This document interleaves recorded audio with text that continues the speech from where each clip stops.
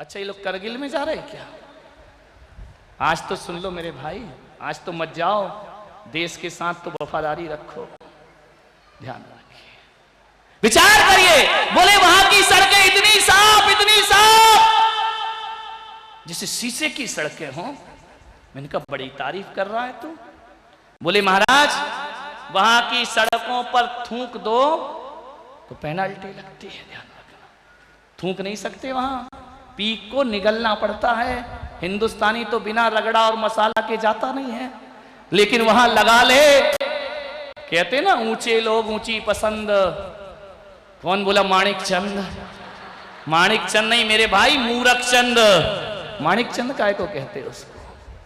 विचार करिए। बोले वहां जाओ तो इतना अच्छा है, पान की पीक भी निगलना पड़ती है। मैं बहुत अच्छी बात है, वहां की सड़कें साफ है, स्वच्छ हैं, लेकिन मैं आपसे निवेदन करना चाहता हूं, अमेरिका की इतनी तारीफ करते हुए तुम आते हो वापिस, और अपने एयरपोर्ट पर जब उतरते हो और वहां से जब घर आते हो तो वहां की तारीफ ही करते हो, और पान की पीक आती है तो सड़कों पे थूक दिया करते हो।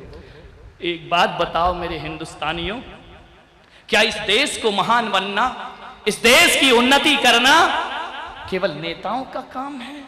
आपका और हमारा कोई काम नहीं है। जब भी कुछ होता है नेताओं को गालियां देने लगते हैं, राजनीति को गालियां देने लगते हैं। हमारे भी कोई फर्ज हैं। 24 घंटों में कभी 5 मिनट राष्ट्र हित में निकालते हो? तुम देश के लिए कोई काम करते हो? कोई एक पौधा लगाया है, वृक्षारोपण किया है? अपने घर के बाहर झांक करके देखो, ये महिलाएं जब सब्जियां आती हैं थैली में भर करके सब्जियां और फेंक देती हैं सड़कों पर, उस समय हिंदुस्तान कहां चला जाता है? उस समय वहां की सफाई याद नहीं आती है। विचार करिए, जहां लिखा हो यहां थूकना मना है, आदमी सोचता यार थूक ही लो, आगे जगह मिली नहीं मिली। ध्यान रखना, विचार करना है आपको, कैसे देश महान बनेगा। अपने देश के बारे में निकालिए समय। जो देश तुम्हें अनाज देता है, भोजन देता है, पानी देता है, आप उस देश को क्या देते हैं? आपको कुछ चाहिए तो सरकार से मांग करते हो, हड़ताल करते हो, अपने ही देश की संपदा पर नुकसान पहुंचाते हो, रेल की पटरियां उखाड़ देते हो। कैसे देश का विकास करोगे? मांग करना है, तरीके से मांग करो। मैं ये नहीं कहूंगा कि सरकार से डिमांड मत करो, अपने अधिकारों की मांग करिए, लेकिन ये कैसा तरीका है? बोले क्या करें, शांति से ये सरकार सुनती ही नहीं है। बिल्कुल गलत। सरकार सुनती है शांति से। उदाहरण दे रहा हूं तुमको, अभी आंदोलन हुआ राजस्थान में, हरियाणा में, पटरियां उखाड़ दी, आवागमन बाधित कर दिया, ट्रेनें खड़ी कर दी। एक मांग हमने भी की थी हिंदुस्तान में कि संथारा को जायज किया जाए। ध्यान रखिए, पूरे हिंदुस्तान की जैन समाज एक हो गई थी, लेकिन इस समाज ने ना पटरी उखाड़ी, ना कांच तोड़े, ना शीशे तोड़े, ना ट्रेन रोकी, ना बस रोके। हमारे हिंदुस्तान में पहली बार जैनियों ने आंदोलन किया, लेकिन ऐसा आंदोलन किया, वो आंदोलन नहीं, जन जागरण किया, और पूरे देश में करोड़ों जैन सड़कों पर उतर आए। कोई क्षति नहीं पहुंचाई हमने देश को। तुम पटरियां उखाड़ते रहो, देश नहीं सुनता, और हमने 8 दिन में संथारा को जायज ठहरा दिया। ध्यान रखिए, ये शांति का संदेश है, ये प्रेम का ताकत है, ये अहिंसा की ताकत है। मान्यवर, इस अहिंसा के दम पर तो गांधी जी वर्षों पुरानी गुलामी से हमें मुक्ति दिला दिया करते हैं। ध्यान रखिए, अहिंसा की ताकत को समझिए। हमने कौन सा उपद्रव किया? काली पट्टी बांधी, मौन रह करके जुलूस निकाला, और बहुत अच्छा हुआ। मैं उस वकील को आशीर्वाद देता हूं जिसने ये साबित किया कि इंसान संथारा आत्महत्या है। कोई बात नहीं, मैं इसलिए धन्यवाद देता हूं, कम से कम उसकी एक आवाज से जैन समाज तो एक हो गया। मेरे उसकी एक आवाज से हम भूल गए कौन दिगंबर कौन श्वेतांबर। कौन तेरा पंथी कौन स्थानक वासी, सब भूल कर एकता के साथ चले, ये बड़ी उपलब्धि है। नहीं तो हम जैन तो एक ही नहीं हो रहे थे। 2600 साल में महावीर स्वामी के बाद लड़ने के सिवा हमने किया क्या है अपनी जिंदगी में? विचार करिए। 2 पंथ बने, 3 पंथ बने, 4 पंथ बने, लड़ते ही रहे। पहली बार 2600 साल के बाद चारों फिरके एक साथ हो गए और महावीर की दिव्य घोष सड़कों पर। ये ताकत है अहिंसा की, करुणा की, प्रेम की।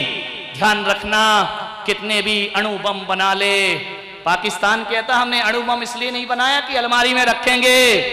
मत बनाओ, तुम्हारे पास जितने अणु बम है सब रख लीजिए, मेरे पास तो अहिंसा की ताकत है, प्रेम की ताकत है, करुणा की ताकत है।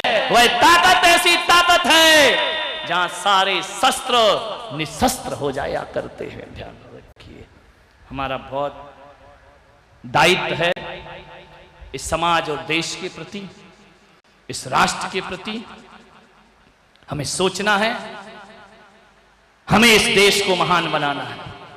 मुंबई की ये गलियां इतनी गंदी हैं, इतनी गंदी हैं, क्या कहोगे?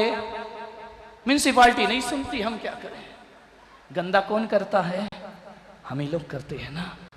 आए, स्वच्छ भारत का निर्माण करें, आदर्श भारत का निर्माण करें। हम बदलेंगे, युग बदलेगा। ध्यान रखिए, सारी दुनिया बदल जाएगी। परिवर्तन अपने आप से करना सीखिए, पढ़िए, लिखिए, आगे बढ़िए और अपने देश को महान बनाने का प्रयास करिए। केवल झंडा फहराने से कुछ नहीं होता है, हमें अपने जीवन में बहुत कुछ करके दिखलाना है। नई सुबह हवाओं की सौगत में बिगड़ जाती, नई सुबह को हवाओं की सौगत बिगाड़ देती है। खुली छत कबूतरों को बिगाड़ देती है। नई सुबह हवाओं की सौगत बिगाड़ देती है, खुली छत कबूतरों को बिगाड़ देती है। जुर्म करने वाले इतने बुरे नहीं होते, सजा ना दे के अदालत बिगाड़ देती है। ध्यान रखिए मान्यवर, अपराध को अपने हृदय में ना पनपने दें। राष्ट्र सर्वोपरि है, देश सर्वोपरि है, इसे महान बनाएं। देश महान होगा। वो देश महान कैसे होगा? आप और हम की महानता से। तो भाषा हिंदी होना चाहिए, देश भारत होना चाहिए और परिधान हमारे देश के आदर्श होना चाहिए। मान्यवर, आपने अपने जीवन में इंदिरा नूई का नाम सुना होगा, पेप्सी कोका कोला की सीईओ। जब वह अमेरिका गई, एक जगह उनका इंटरव्यू हुआ, वहां पे उनको बुलाया गया, वह साड़ी पहन करके गई। वहां के जो इंटरव्यू ले रहा था उसने कहा, ये ड्रेस कोड है आपका, ये ड्रेस पहनकर आप सर्विस करेंगी? उन्होंने कहा क्या दिक्कत है? बोले नहीं, ये ड्रेस में कैसे कर सकती हो? उन्होंने कहा मुझे आज पता चला कि अमेरिका में कपड़ों से योग्यता समझी जाती है, योग्यता से योग्यता नहीं समझी जाती है। और उस देवी ने आज वह आदर्श स्थापित किया है कि आज भी उनके ऑफिस में साड़ी पहनकर जाती है। ध्यान रखना, उन्होंने अमेरिका में रहकर भी अपना पहनावा नहीं बदला और आज भी वह देवी अपने ऑफिस में प्रवेश करती है ना, तो जूते चप्पल बाहर उतार कर प्रवेश किया करती है। ध्यान, कोका कोला पेप्सी की मालकिन। ध्यान रखिए मान्यवर, विवेकानंद जाते हैं, उनके वस्त्रों को देखकर लोग तंज करते हैं, उन पर ताने मारते हैं, ये भारत के कपड़े, ये आदर्श है, ये स्टेटस है, ये स्टैंडर्ड है तुम्हारा।